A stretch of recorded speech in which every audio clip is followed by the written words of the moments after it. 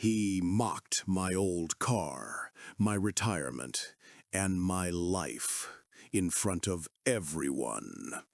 I didn't say a word that night because I already knew how and when I'd destroy his career. I still remember the sting of that night, the sound of champagne glasses clinking, the dim gold light, the air thick with perfume and arrogance. It was the annual gala for Neon Tech, my daughter's fiancé's company. Evan strutted through the crowd like he owned Miami itself. He wore confidence the way some men wear armor, loud, polished, meant to blind you. Mia insisted I come.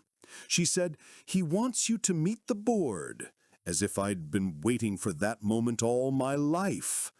I wasn't.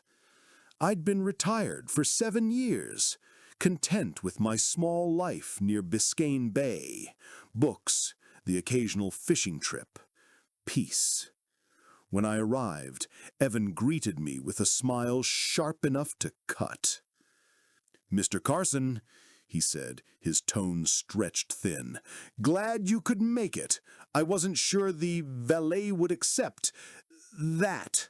His eyes flicked toward my decade-old sedan. Laughter bubbled from the group behind him. Every chuckle hit like a slap. I smiled back. She runs fine. Not everything needs replacing when it still works. He smirked. "Tell that to the market, sir." For the rest of the evening, he treated me like an outdated relic, introducing me as Mia's father, a retired civil engineer, used to do roads or something. Each word carefully measured to sound harmless, but heavy enough to bruise. When I excused myself for air, I caught the CEO glancing my way. She was a tall woman with quiet eyes. Our gazes met for half a second, enough to sense she'd noticed more than Evan wanted her to. I left before dessert. As I walked out under the neon canopy, Miami's night hummed like electricity in a storm. I wasn't angry yet, just cold. That kind of cold that doesn't fade, it sharpens. I'd spent a lifetime solving problems.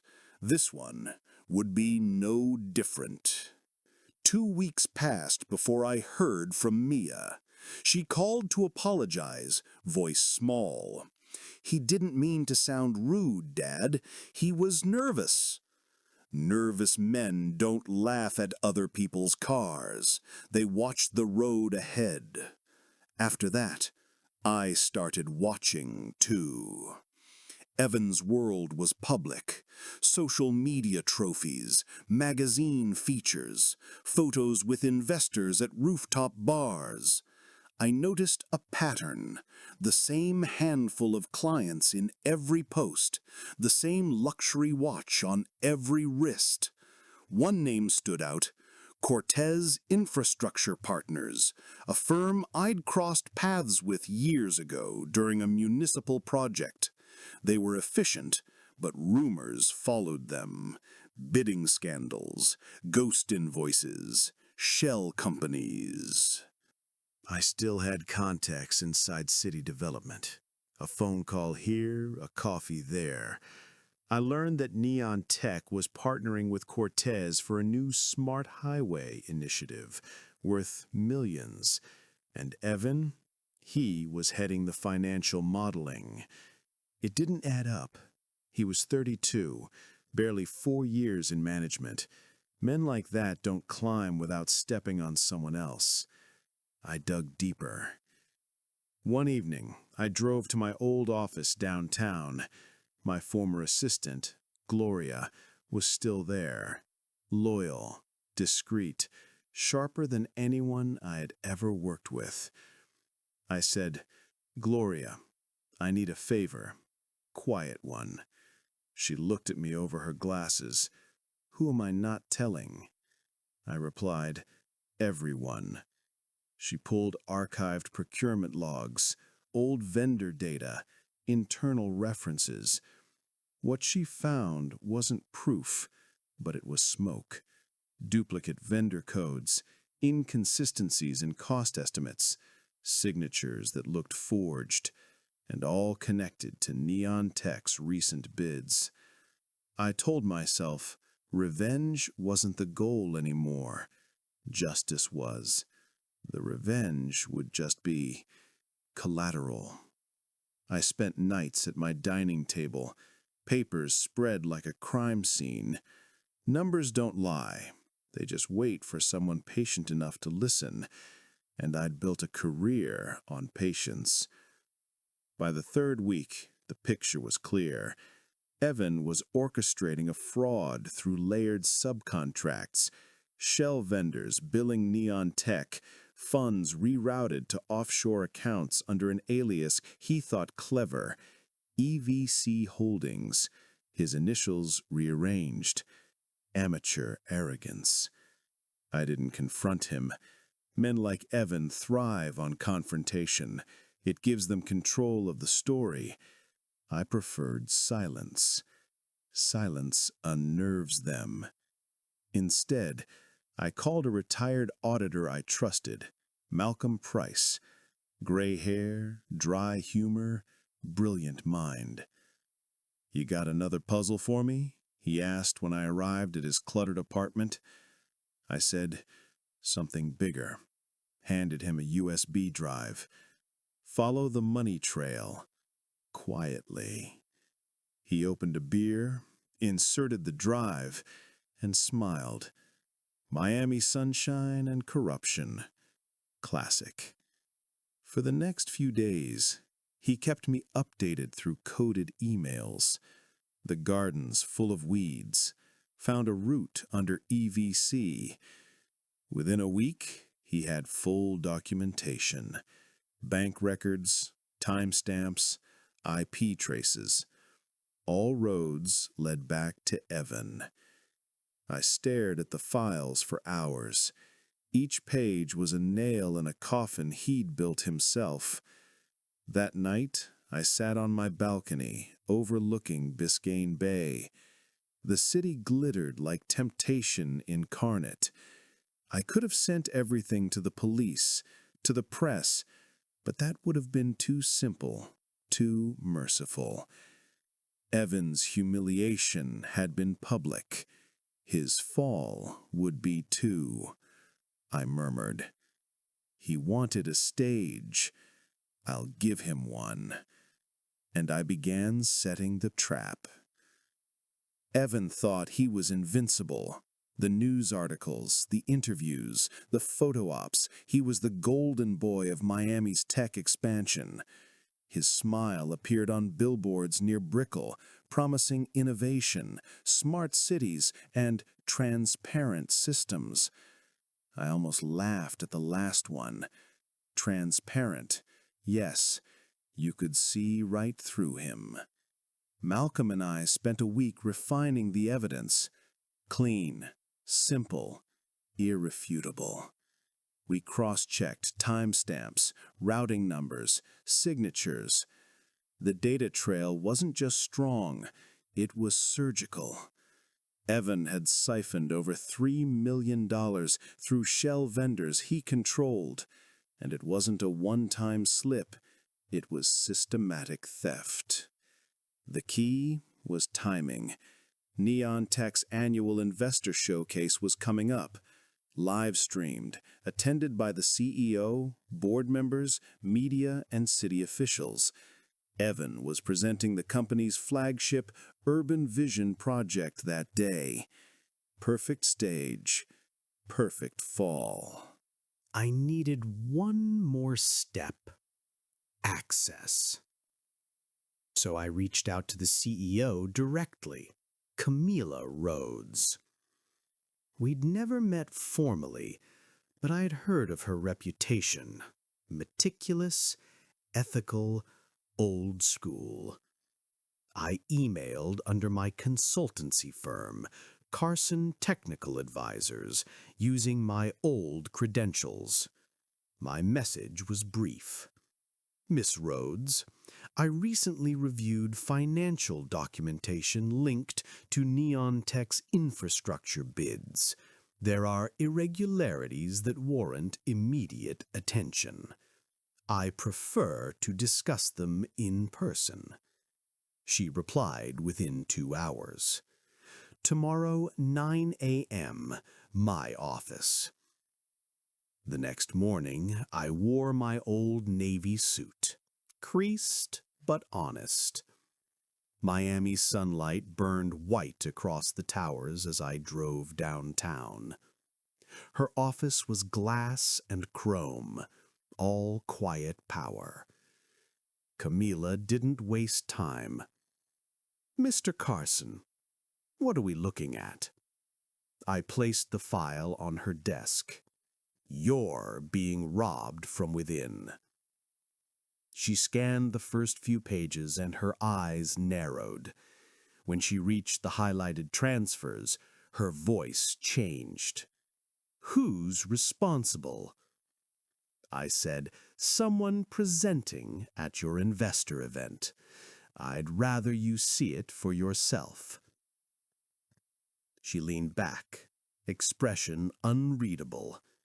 You're certain this is accurate? I don't make guesses, only calculations.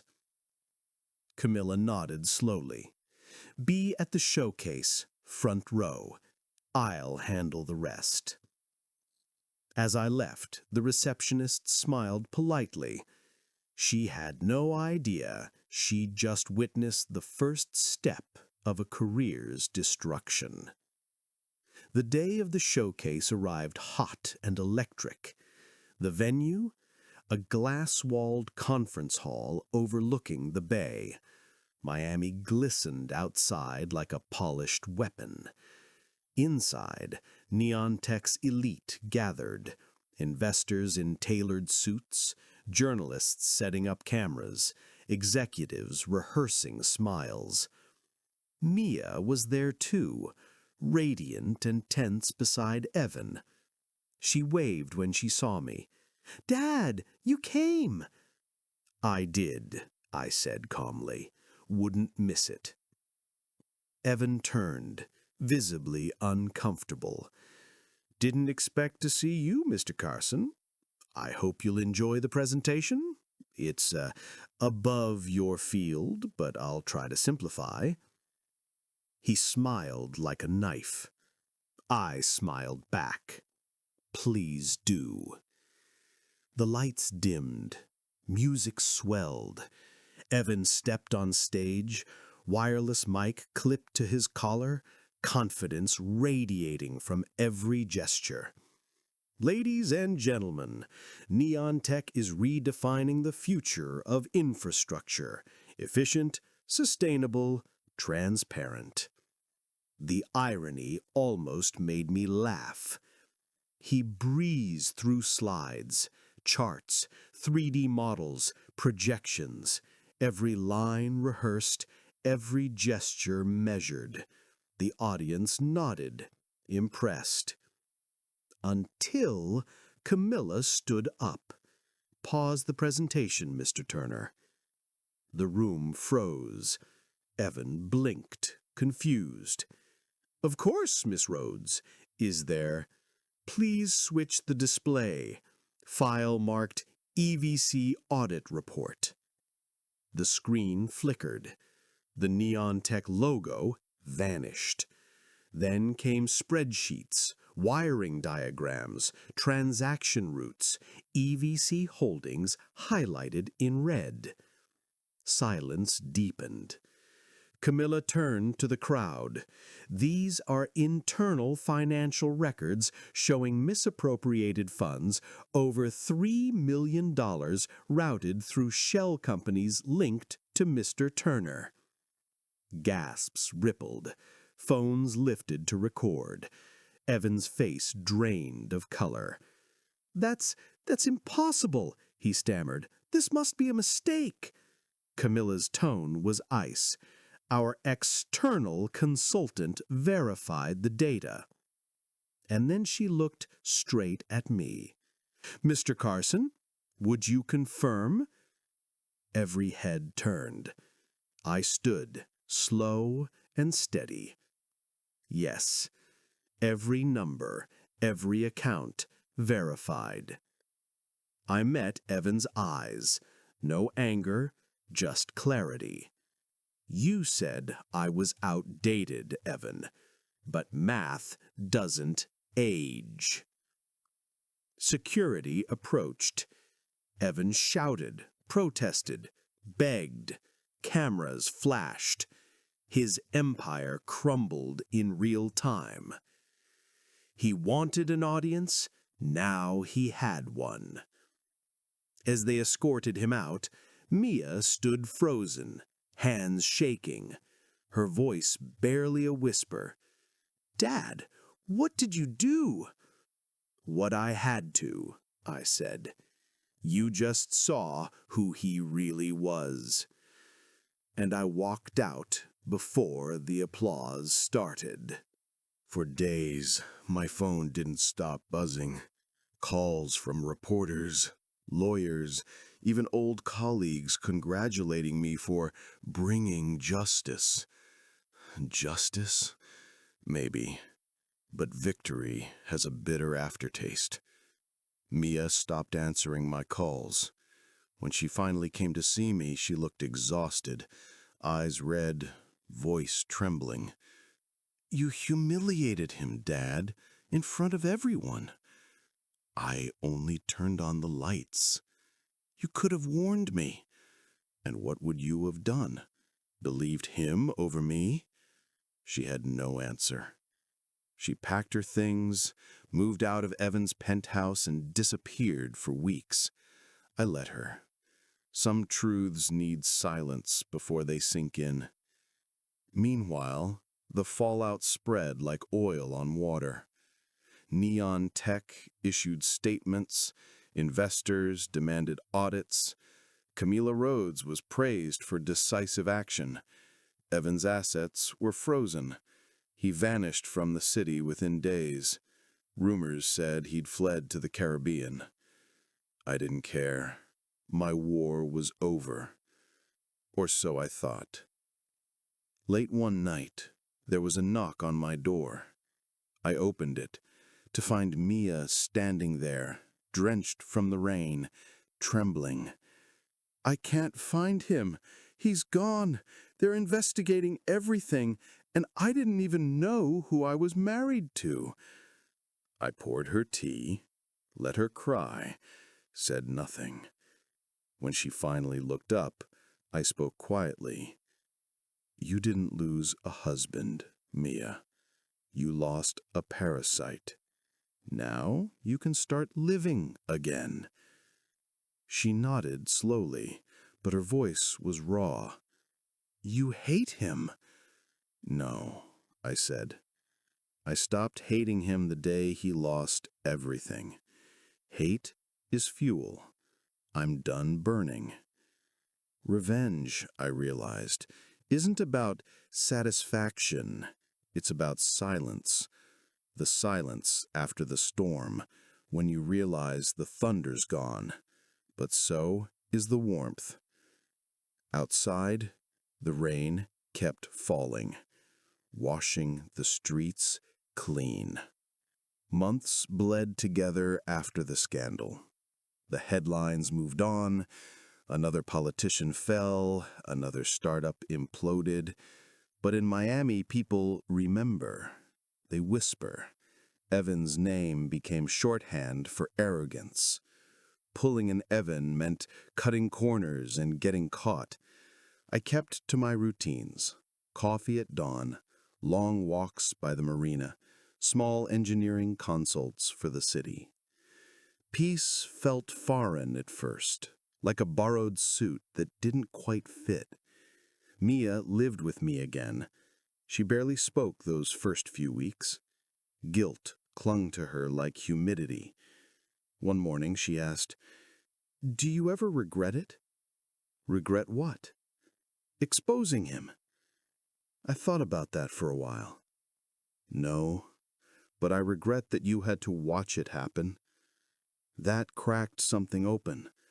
She started helping around the house, revisiting her old architecture projects, talking about finishing her master's degree. I backed her quietly, paid a semester's tuition under her name, no mention of it. She found out anyway, and hugged me so hard I almost forgot how cold I'd become. Meanwhile, Camilla Rhodes reached out again. She wanted to hire me part-time to advise on ethics and compliance, a role that didn't exist before.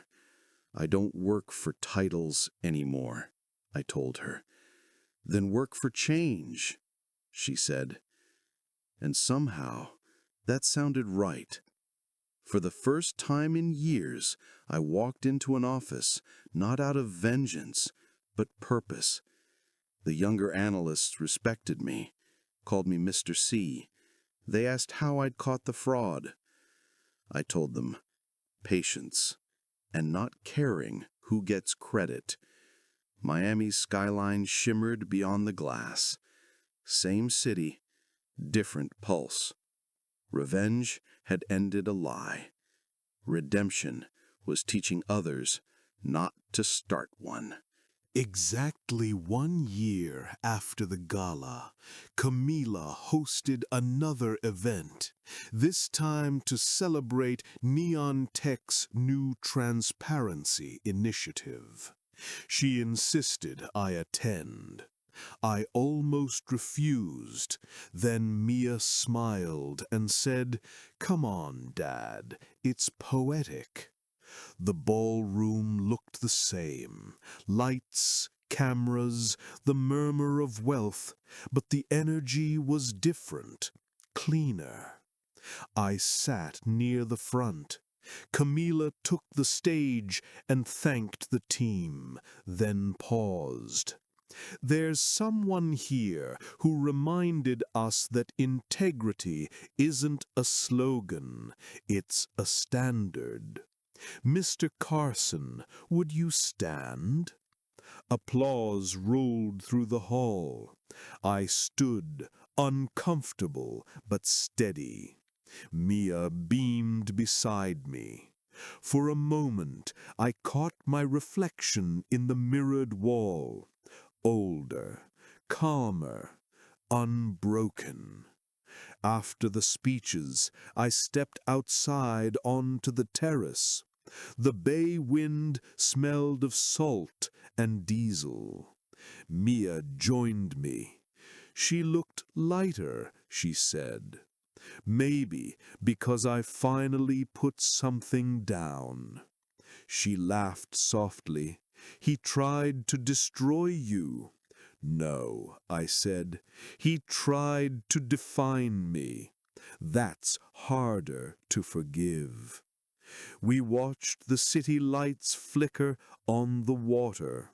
Somewhere out there, Evan was probably still running from creditors, from himself. I didn't need to chase him anymore. I slipped a small envelope from my pocket. Camila's bonus check for my consultancy. "Here," I said, handing it to Mia. "For your designs, build something better." She shook her head. "Dad," I interrupted, "it's not charity, it's investment in something that lasts." She smiled through tears. "You're impossible." I corrected, "efficient." We stood there a while longer, the music drifting through the doors behind us. The same city that once fueled my anger now felt quiet, almost forgiving. Some storms don't end, they simply move offshore. And when they do, the sea looks calm again, but the coastline is never the same.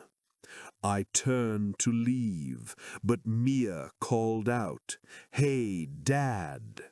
"Yeah? I'm proud of you." I nodded. "Good. I'm finally proud of me, too." As I walked to the valet, the memory of that first gala flickered. Evan's laughter, the humiliation, the heat rising in my chest. It felt like another lifetime, because it was. I didn't ruin him, he ruined himself. I just made sure everyone could see it happen. And in doing so, I found something better than revenge: peace. Justice doesn't always roar. Sometimes it waits, quiet and patient, until the truth walks out on its own. If you believe karma never misses, hit that like button. Subscribe for more true life stories, and share this one with someone who still believes silence isn't power.